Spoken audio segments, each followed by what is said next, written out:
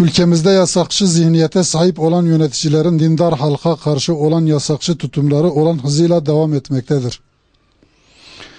Bu zulüm şekillerinden en bariz olanı tesettürlü bacılarımıza karşı uygulanan yasakçılık zulmüdür.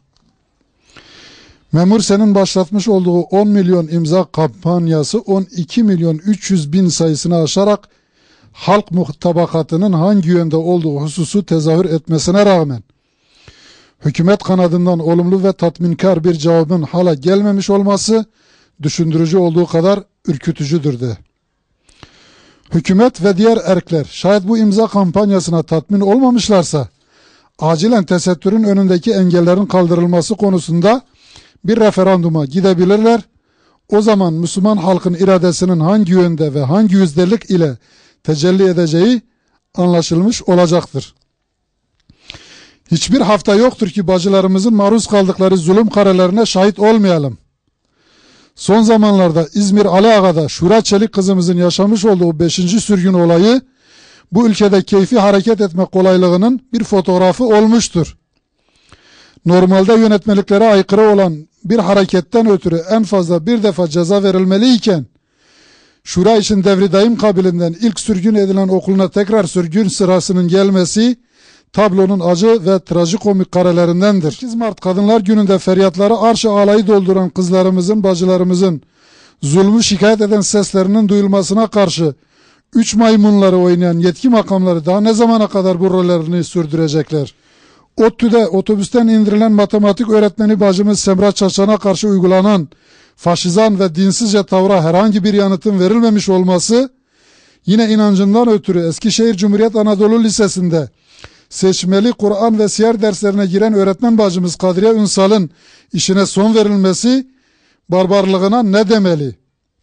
Hem o derslerde genelgelerle okuyan kızların baş örtebileceğini söyleyeceksiniz ve dersi veren uygulayıcı öğretmenin işine son vereceksiniz.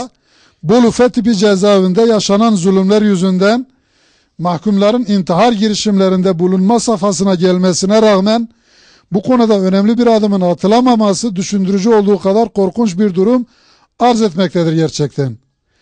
Tesettüre Çağrı platformu olarak devlet ve hükümetin ivedilikle bu tür haksız uygulamalara imza atıp halkımıza zorluk çıkaranların üzerine gitmeleri, gereken hesabı sormaları ve cezai müeyyide uygulamaları lazımdır.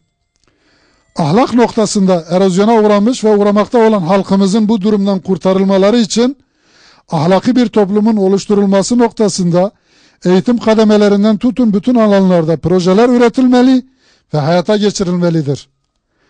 Gençlerimizin eğitim seviyesini düşüren ve eğitimlerini sağlıklı bir şekilde almalarını engelleyen ve zararı dünya ülkelerinin gündeminde olan karma eğitim sisteminden acilen vazgeçilmeli, en azından ayrı okullarda okumak isteyen öğrencilerimize gerekli şartlar oluşturulmalıdır.